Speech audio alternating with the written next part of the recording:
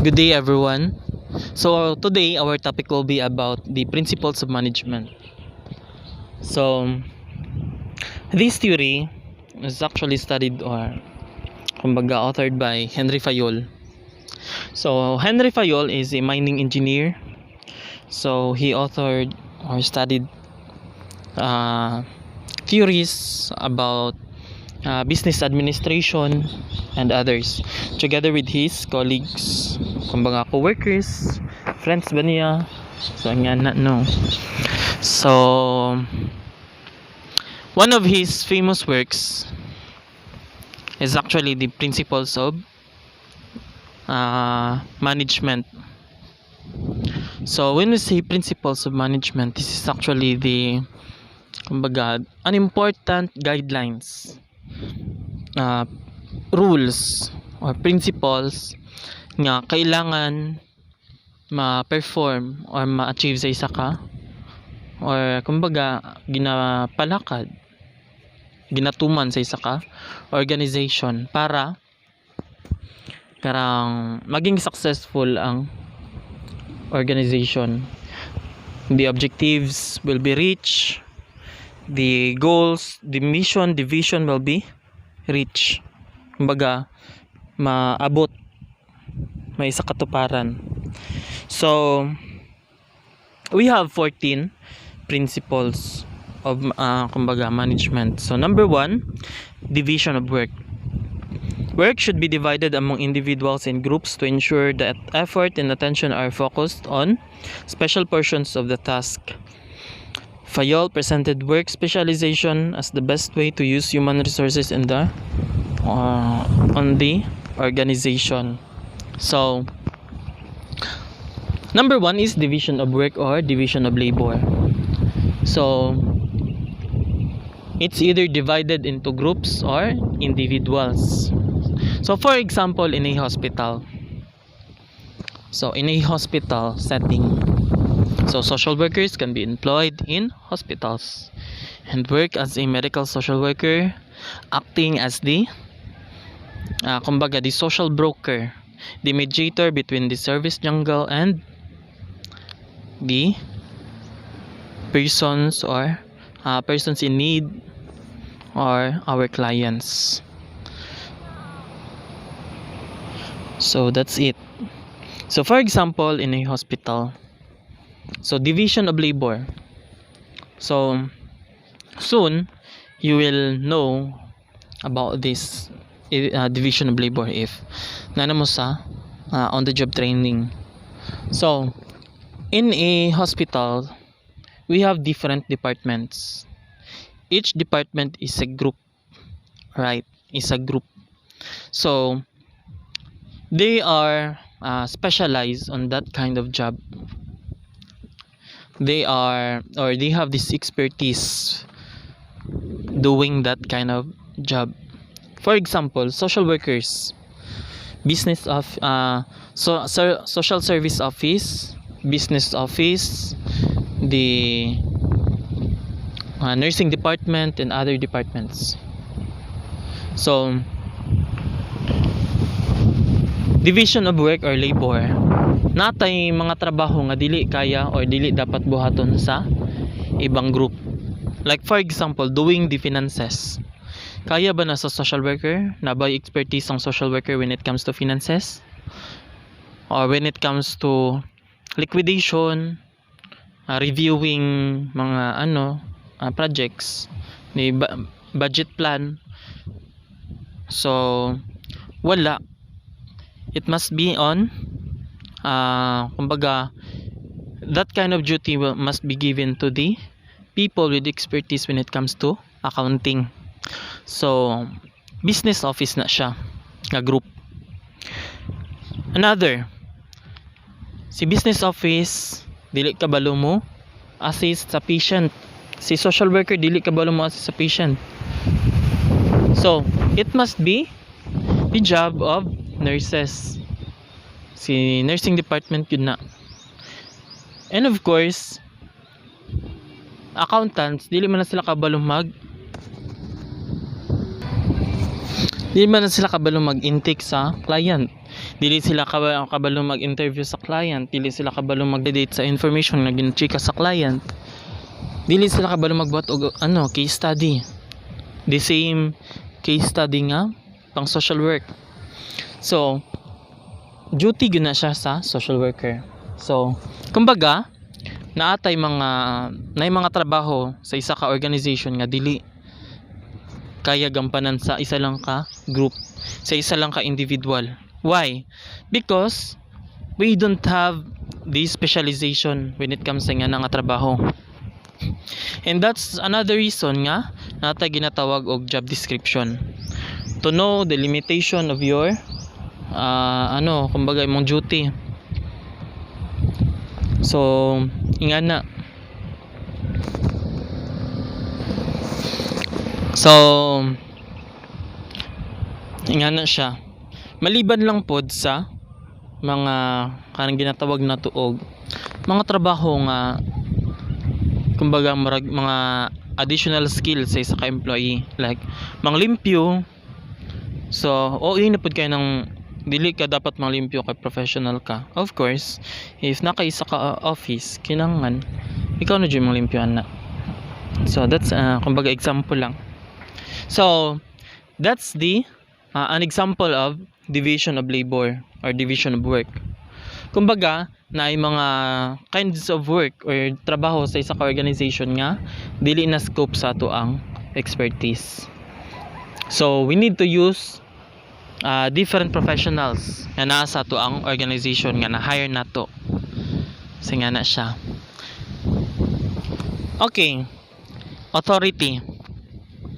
The concept of authority and responsibility are closely related. So, authority was defined by Fayol as the right to give orders and the power to exact obedience. Kumbaga, when we say authority, you have the power to give orders or manugo. Dili po ito manugo nga over. But in an organization, your commands must be kumbaga ma-abide, ma-conform, ma-tuman. For example, you are the owner. You are the owner. Nagpatawag ka og meeting. So wala ni tuman. So do you think maging successful yung organization kung sa owner gani mismo dili sila kabalo mag-follow? So dili.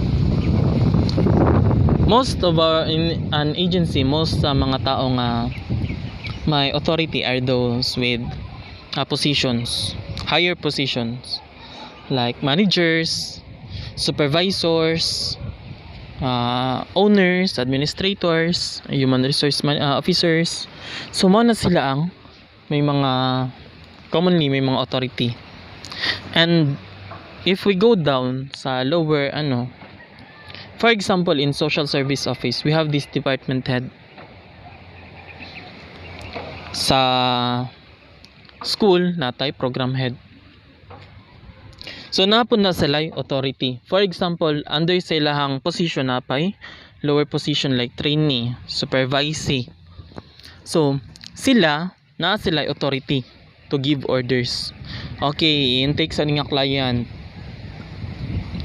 Okay, i-evaluate daw. Okay, ikuha daw na siya case study. So that's it. So, authority. And of course, the more nga ginagunit ng authority, napo kay responsibilities. Right? Especially if you are a department head.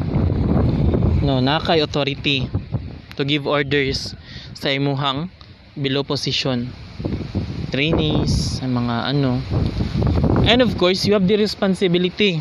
For example, in social service office, may mga client nga wala natarong og kumbaga assist kay trainee pa lang.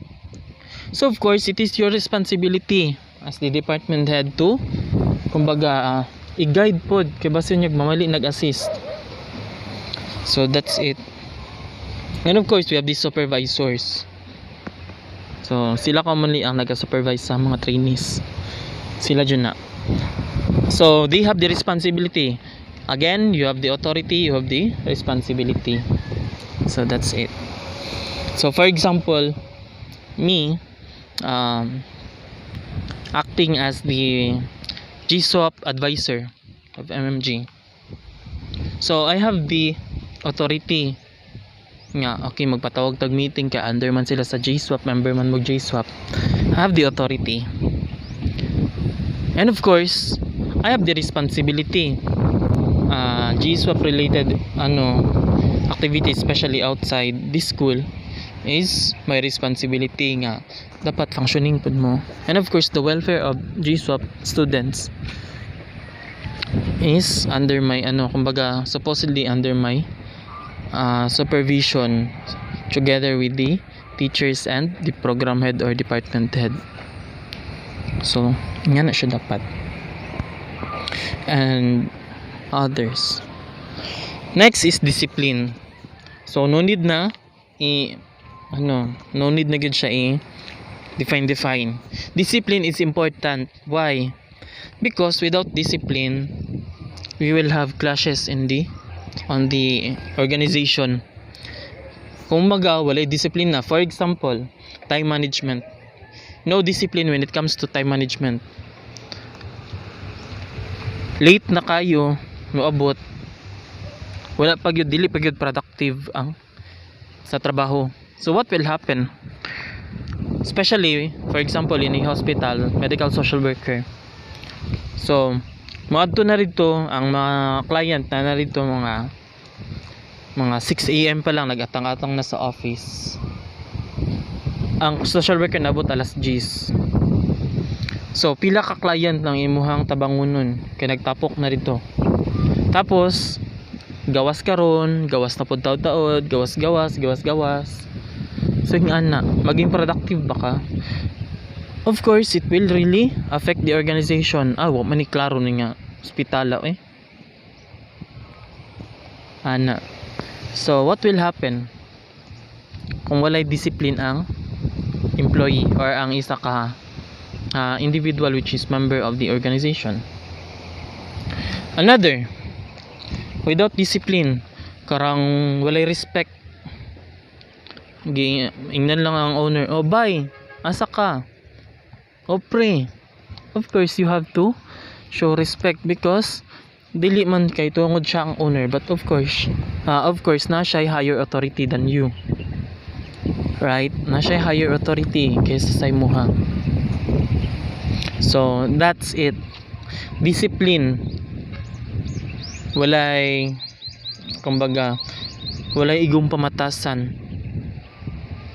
So what will happen to the organization? It will not make any progress without discipline.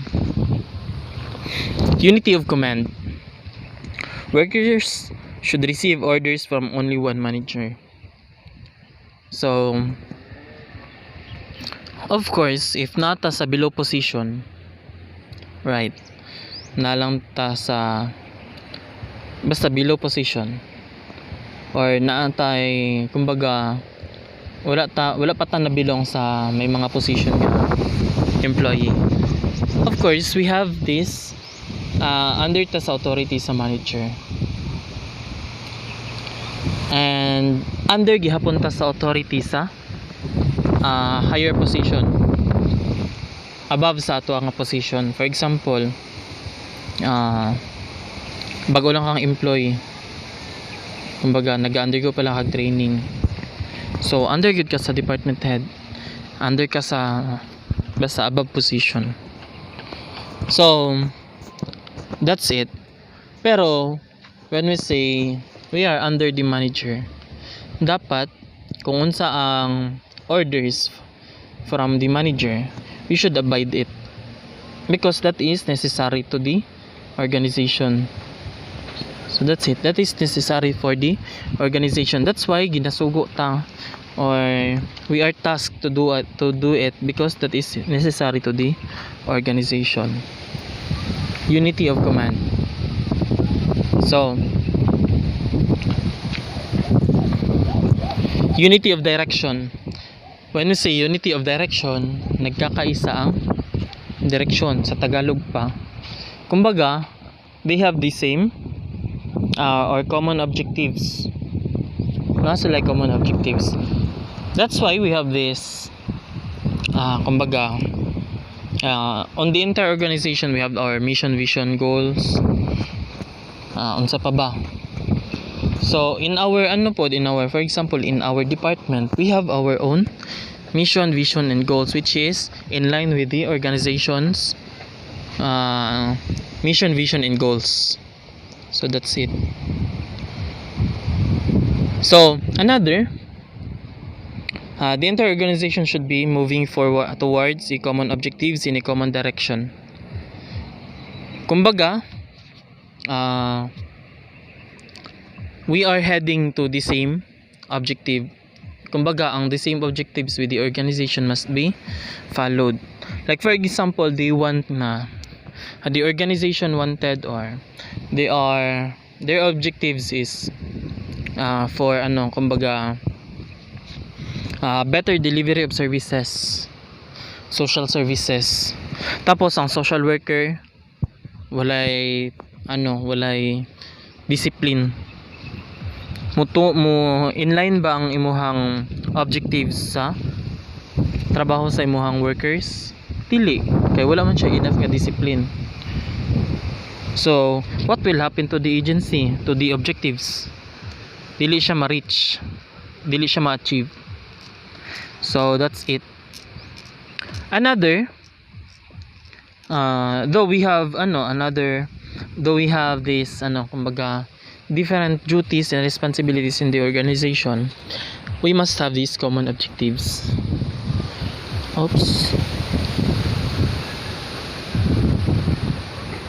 Sorry. So we must have these common objectives. Kumbaga, kung unsa gyud ang tumong nato, ang tumong sa agency, kailangan makiisa ang every employee nga ma-achieve na siya nga goal. That's why in soon we will discuss about the mission, vision, and goal setting or making. So soon na lang. So unity of direction. Next, subordination of individual interest to the general interest. The interest of one person should not take priority over the interest of the organization as a whole. Kumbaga, ang imo daw kunong interest as an employee or part of the organization, kailangan dili siya malayo sa interest sa organization as the whole organization. Right? So, for example, you are a medical social worker in private hospital. So, of course, one of the sa isa ka private institution is profit. Need yun na ang income. Why? It sustains the needs of our organization or keeping our organization alive. Tapos si social worker charity, himo na lag charity or free ang kumbaga dili na niya pangitaan og way nga makabayad ang ang client. Like tako pa kay bilin sa bill, sige ayon na lang na bayari, so dili ta kabuhat ana. That's why our aim, that's another pinakalisod nga situation ha. We social workers are actually tasked to help our client. Kumbaga mahawa na to sila sa ingana nga situation. But dili man pud pwede, especially sa private institutions, dili man sad pwede nga thank you na to na because mo na ang nagapasweldo sa tuwa. So that's it. Mo na ang organization ang nagabuhi sa tuwa, ang nagabayad sa tuwa. So that's it. Kumbaga dili dapat malayo atong interest sa organization. Another, kumbaga once isa ka member sa isa ka organization, you must kumbaga the same feeling, the same interest, the same goal and objectives with other nga makatabang in the community. Pero ang imuhang target lang, imong interest lang ay sige for the sake nga may sahod lang. So dapat dili nga na. Why? Because it will really cause nga you are just doing your job to earn. You're not, kumbaga, you're not feeling wala jud kay na feel nga happiness sa imong duty, imong trabaho. To earn lang gyud ng tuyo. So dili siya dapat. So nga na. So ma-feel niyo na soon if maging trabante mo nga. Bisag gamay lag sahod, kay happy man ta makatabang, go lang, go. Bisag gamay na jud kay sahod, bisag stress kay trabaho, kay ganahan jud ta makatabang with our organization, go lang. So soon. Then remuneration, many variables such as cost of living, supply of qualified personnel, general business conditions, and success of business should be considered in determining workers' rate of pay. Kumbaga, this is actually isa po ni siya sa gi-regulate na pod sa ato ang balaod. Gi-regulate na po niya sa balaod nga. Kumbaga, dili mo pod pwede nga we are doing our job. Kumbaga, apply ta na dira to earn pod. Kumbaga, mabuhi pod ta. Kailangan po na to og kumbaga, our needs nga ma-meet. Right? So wala ta ni apilan ng organization dili kay ay gusto gud kayo nako, but of course the main purpose nato is to earn, right? That's reality. And of course depende naman po yun na sa atong life situation. If we have this fulfillment na our kumbaga ang kagustuhan sa atong sarili is to really to help nga enjoy man ta sa atong trabaho bisag gamay kay sweldo, then we are doing it. Remuneration, many variables or daghan siya og kumbaga daghan kay siya og factors such as cost of living, supply of qualified personnel, general business conditions, and success of the business. So a lot of factors. So should be kumbaga considered in determining workers' rate of pay. Pila di man pwede nga. Sige, karang ikaw assign ka, ikaw ang social worker aning hospital. Tagaan ta ka og swelduhan ta ka og 150k in 15 days. So dili man pud pwede ana. Another for example, social worker ka, di man ka okay swelduhi kog 200,000 in just 5 days. So of course mag-base pud si organization or si agency sa iyang resources. Pila gyud ba ang iyang kumbaga, for example in MMG magbayad ka rents, magbayad ka kuryente, tubig, and other mamalit pa kag laing supplies like papers para sa imong faculties, inks, pens, mga chairs, additional, magpa-renovate pa ka sa school. Tapos ang imuhang kumbaga ang imo pang pambayad sa imong employees. So that's it. Daghan pa og factors kumbaga nga i-consider when it comes to rate of pay sa imong worker. Okay nga ni imong rate diri So again, it is now regulated by PD 442, the Labor Code of the Philippines, kung pila gyud dapat ang minimum nga sahod. So that's it. Pila gyud ang minimum nga sahod. So sadly naagay mga agency na especially dili pa jud kaya silahang capacity to pay taas nga rate para sa imong compensation or sa imong salary. So that's it.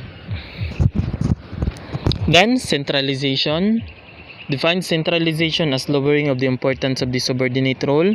Decentralization is the increasing of importance. The degree to which centralization or decentralization should be adopted depends on the specific organization in which the manager is working. So, centralization, or I think it's when we say decentralization, it's actually lowering. And when we say centralization, it's we are giving more priority to it. Maybe namali lang ni ang slides. Maybe. So, when we say centralization, we're giving priority. Kumbaga, we are putting that something into center. Nga mas gina-prior na to na siya. Right. So, decentralization, I think it's nabaliktad. So, decentralization is decreasing, not increasing. Right. Kaya wala man siya, dili man karang focus, dili karang priority. So, that's it. And when we say centralization, we're giving priority to it. We are, kumbaga, ginahimo na to na siya as special. So, the degree to which centralization or decentralization should be adopted depends on the specific organization which the manager is working. So, for example, we have this, kumbaga, naiisa ka situation nga gina-encounter ang atuang organization. So, for example, gani nai problem or nai situation nga kumbaga ginasagubang or atubang ang atuang organization. For example, MMG nowadays. So, schools nowadays, private schools. So, tungod sa pandemic, nagbabatong enrollment. No. So, natay mga mga parts sa atong organization nga nag-dysfunctional. Librarian or the library, even our atong mga ga-maintain, atong nagpanglimpyo, mga janitor. So, di ba nag-dysfunction sila? So, what is the most important for now?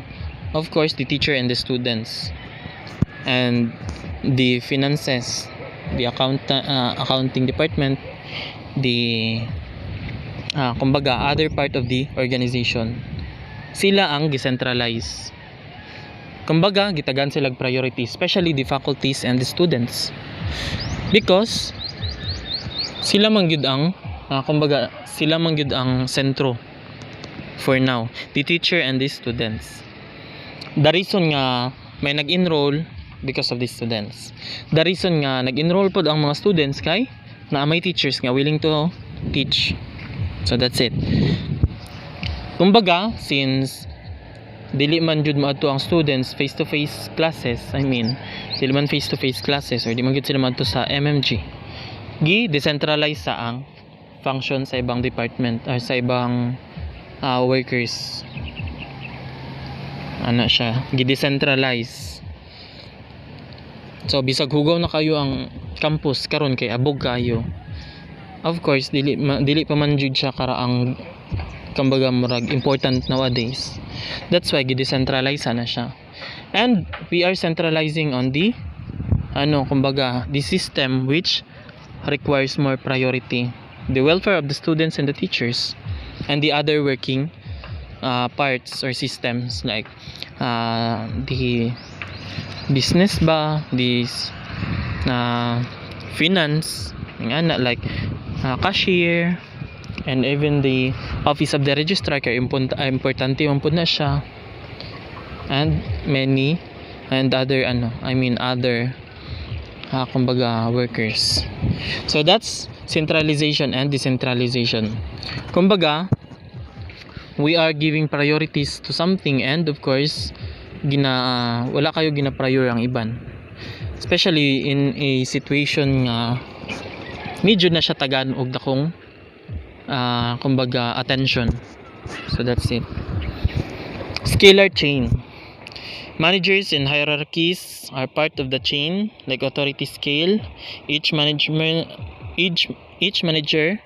from the first line supervisor to the president, possess certain amounts of authority.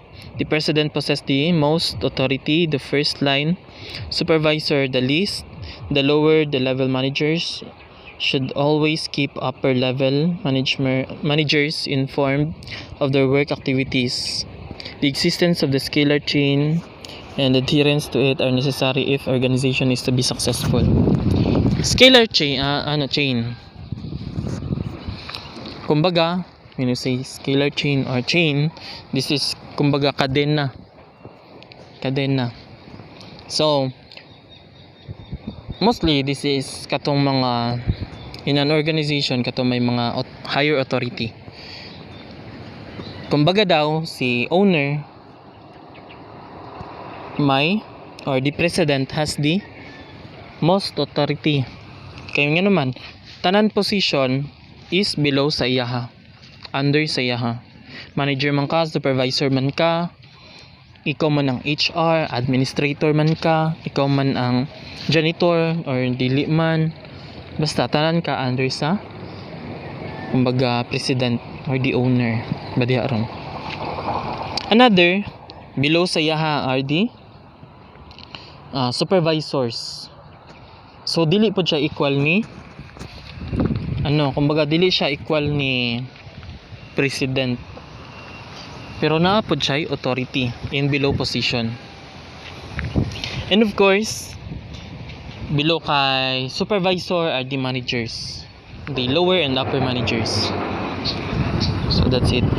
Kumbaga when we say scalar chain, kumbaga the authority, line of authority. Soon madiscuss na to ning organizational structure, the line of authority and more. So dito lang nako ni siya i-discuss or maging kumbaga mas ma-open up natin siya nito. So kumbaga when we say chain, for example, naman gina siya head. For example, a snake, halas or bitin or ano man yung term. It has the head and it has the tail. A head and a tail. Kumbaga, ang head ang may most of the authorities. May pinakadakong authority to the organization. And pababa na sa ulo hangtod sa ikog, mabuo ang iyang authority. So that's it. That's the scalar chain. Order. For the sake of efficiency and coordination, all materials and people related to specific kind of work should be treated as equal as possible. So that's it. Order. When we say order, dili tong pagkaon nag-order. It's actually the kumbaga pagka pantay-pantay, kumbaga peace and order. What is peace and order? Kumbaga it's the equality for the sake of efficiency and coordination. So the efficiency of the kumbaga the organization, efficient ba? Coordination of the kumbaga the work of ang trabaho sa each members, efficient ba, enough ba, and of course the coordination of one system with another, okay ba. So that's it. And materials and people related to specific kind of work should be treated equal as possible.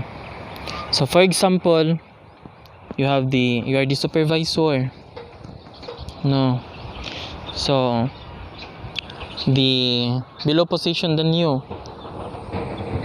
so you must treat them equally, dili kay favor. So that's it. Equity. All employees should be treated as equal as possible. So if you give respect to the boss or to the president, you should also give respect to the lowest kumbaga position in the organization. Janitor ba na siya or pinakababa pagit sa janitor, karang mga maintenance.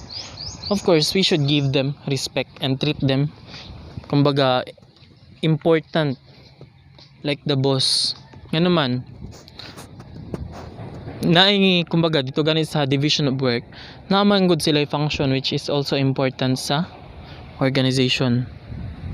So for example, og wala nang mga wala ang janitors, musugot maka nga ikaw ang maglimpyo sa tibok building. So no, they are also playing a big role in the organization, in an organization I mean. So that's why you have to treat them equally. We have to look at them with also this authority. Dili man as kumbaga dili man as a part of kumbaga organization with highest position, but also as an employee with importance and dignity. So that's it. Stability of tenure of personnel. Retaining productive employees should always be a high priority of management. Recruitment and selection costs as well as increased product reject rates are usually associated with hiring new workers. So, di ba, have you ever kumbaga karing mga sa mga sa mga movies, kung wala dili pa mo trabahante sa movies, karing mga gipang tanggal ang employees kay dili kayo productive.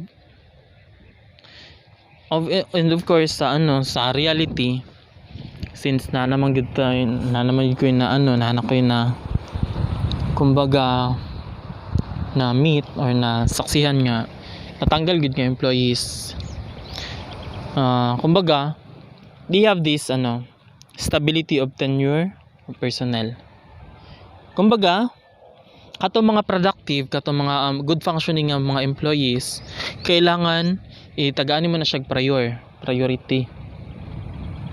Basta katong mga katong mga maayo kayo nga trabahante diba gina-regular nila, ginahimo na to regular employee because they are good in their job, well functioning.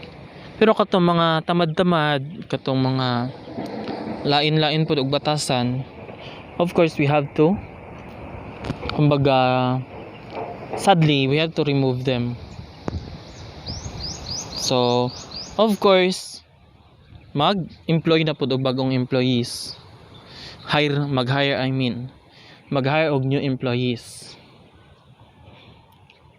So recruitment and cost selection as well as increased product reject rates are usually associated with hiring new workers. So kumbaga we are mga dili kayo good functioning, dili kayo productive, we are dili mo gina siya ingon nga okay wala kay lami nga employee tanggal ka na. No, we are the kumbaga the organization, the administrators or the human resource officer I really give them kumbaga chances to change. Pero kung dili gyud wala gyud progress, sorry gyud takyanon. And of course mag offer na pod og hiring na pod og new employees, of course for searching of productive workers. So ana siya. Then initiative. Management should take steps to encourage worker initiative, in which is defined as new additional work activity undertaken through self-direction. So initiative. So the more nga naga-initiate ang employee, mas maayo, much better. For example, wala gani ang janitor, wala pa nakaagi ang janitor kay lapad kay building 3 hectares. Tapos ang dili man social worker, ang worker kay wa man lang ka-initiate nga manilig sa kadali. So a small example lang, kumbaga we have to initiate as an employee.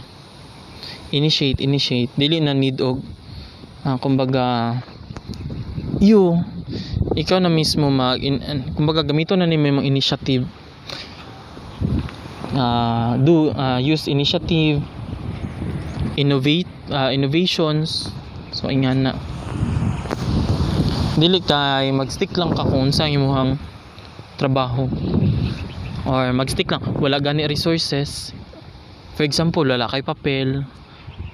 For example social worker, kailangan nimo papel para sa para sa magbuhat og case study. Ay wala may papel, oy sige ayaw na lang sa pag case study. So of course mangayo baka og papel dito sa iba. So initiative. So and other other